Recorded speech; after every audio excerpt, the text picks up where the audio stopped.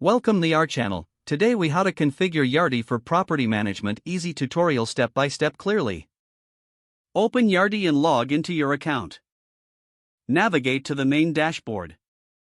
Click on the Setup tab located on the top menu. Select Property Management from the drop-down options. Choose Property Setup to begin configuring your properties. Click the Add Property button to create a new property entry. Fill in the property details, including the name and address. Ensure you enter the correct property type, such as residential or commercial. Specify the management company associated with the property. Set the leasing options, including lease terms and rates.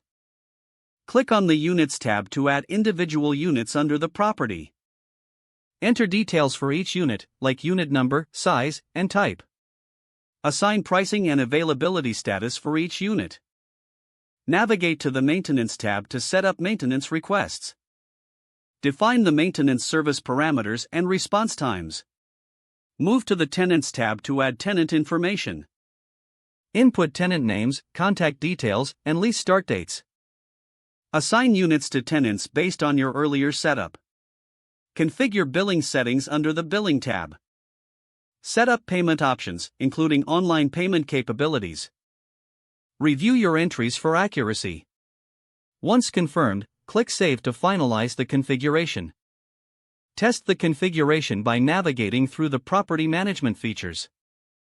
Ensure everything is functioning as expected, including tenant portals and maintenance requests. Make any necessary adjustments based on your review. Your Yardi property management system is now configured and ready for use.